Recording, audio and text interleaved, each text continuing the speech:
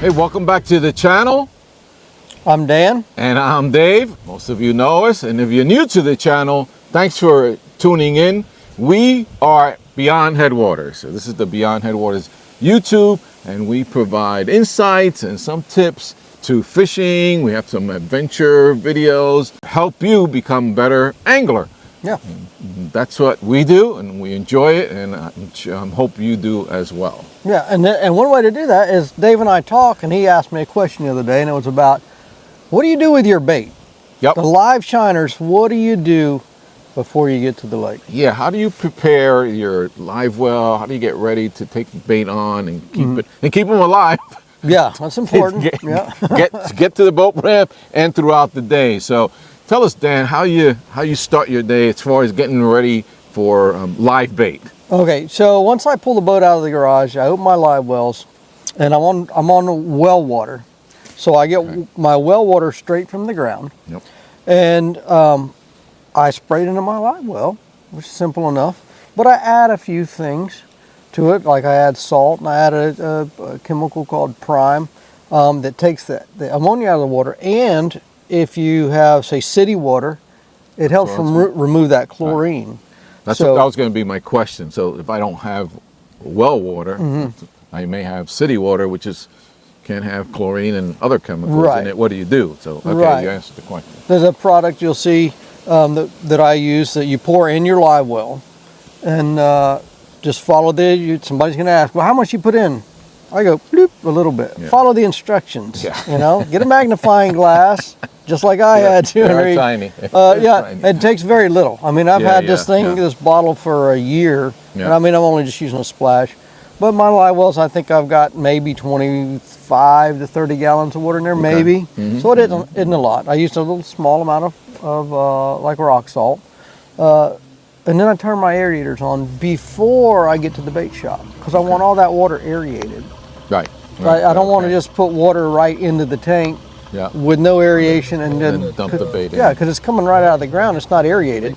One thing I do as well is I use a sprayer with a shower type sprayer when I'm spraying it in the live well. You're filling it, yeah. And it causes it to be infused with air as well. Okay. Instead of just running a straight hose, I like to use a sprayer, and I think it helps aerate the water more quickly. Okay. Now, what's the purpose of using the salt? Well, my understanding of it is it helps promote a good slime coat, and the guys at the bait shop use a lot of salt, but you keep in mind that sometimes they have their bait more long term. Some of them do it, they call it curing, I believe, and they'll have the bait for several days, and it hardens off the bait. They become more of a hardy bait, and that's what I'm trying to accomplish with this as well. Yeah. So that's why I like the salt. Gotcha. Okay. Guy coming here.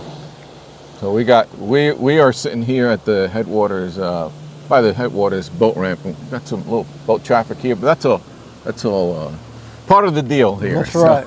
That's right. So now you're home. You've prepared your water, and you take off. You get to the bait shop. Now what? Okay.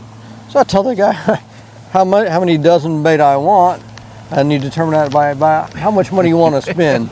And for those of you who don't know, bait here is about $28 for 1 dozen. That's for shiners. Yeah, for wild caught live shiners. Yep. So you can figure in about $28 to $30 a dozen.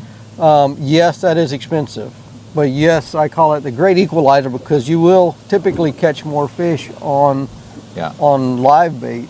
On a day like today, as you can see, we're bundled up. It's in the 50s right now. It feels colder than that.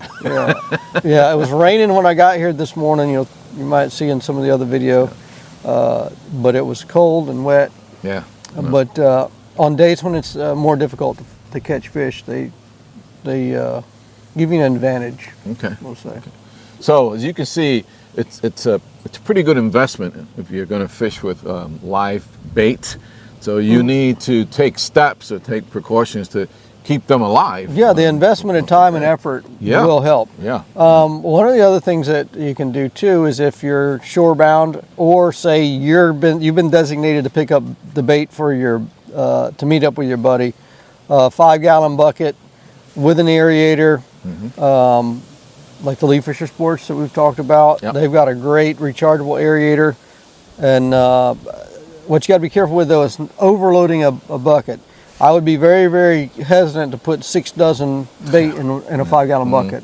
I would at minimum do 2 buckets, and that way I can spread out the bait and have aerators in both and get them to a large quantity of water really quickly. Yeah, and that may depend on the size of the shiner itself. Right.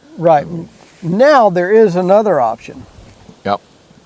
Is you can go to most bait shops and they can put them in a big heavy-duty plastic bag for you.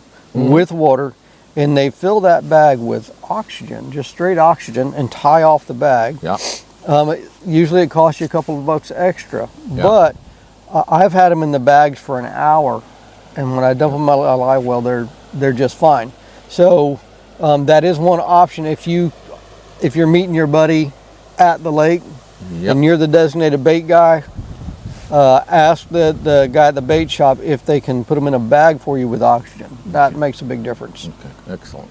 Okay, and I know there are times you may have some leftover bait. And I know you've kept them and they've survived overnight. Oh yeah, so I've got about a 35-gallon oval-shaped tank with a pump and also an air pump that I plug into the wall.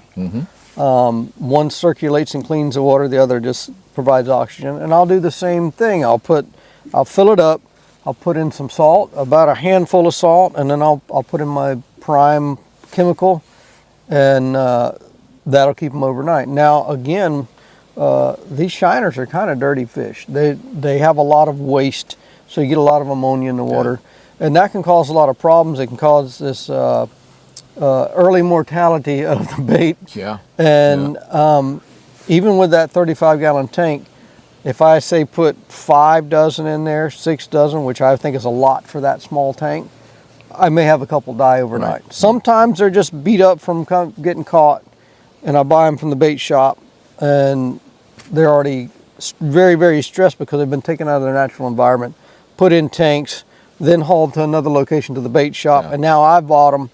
That can cause problems. Yeah, so they're stressed out. Basically, Dave, the bigger the well, or the bigger the bait well, the better. Sure. Yeah, and a lot of oxygen. One little tiny bubbler is not going to be good enough for 30 gallons. It's not enough oxygen. So you need to circulate a lot of oxygen through there. And as a pro tip, don't throw away those dead shiners. And if you want to check out how to fish them, check out this video, which we did a few months ago it's about fishing shiners, and Dan and I used some dead shiners, and we hook into them. Oh yeah. So don't throw them out.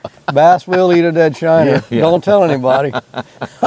They eat them like candy.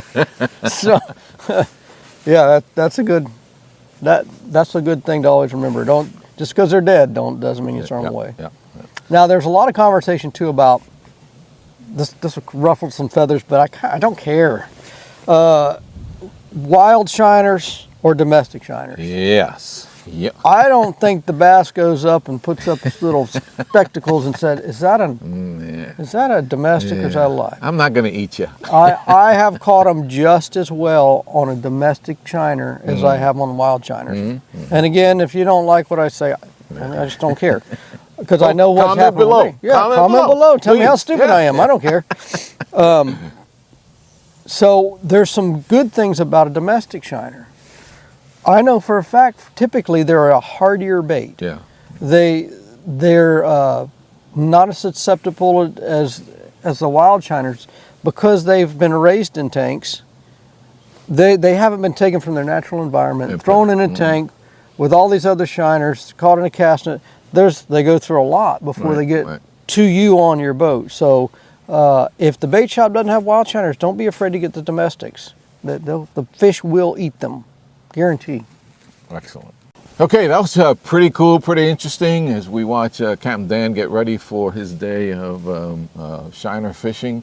And typically he's taking out clients, and we've said in the past, if you're looking to come down to Headwaters Lake and looking to book a fantastic trip, you need to book with Captain Dan. You've seen all our videos. He is one of the very best that's out here, homegrown and family friendly charter captain. So There we go. make sure you check him out. And that's it. We're going to wrap this up. We want to thank you for watching, hanging out with us. Please, Like and subscribe. as I said in an earlier video, that it is very important as these likes and these subscriptions, as you click those buttons, go into the YouTube algorithm, and that's how these videos get pushed through the YouTube world. So we would consider it, both Dan and I, a personal favor when you do that. And it's free. Yes, no cost. And your information is not shared any way, in any which way. So that's it. That's all I got. All right. Well, you go get out there, go get them. Tight lines. God bless you. We'll see you in the next one. See you guys.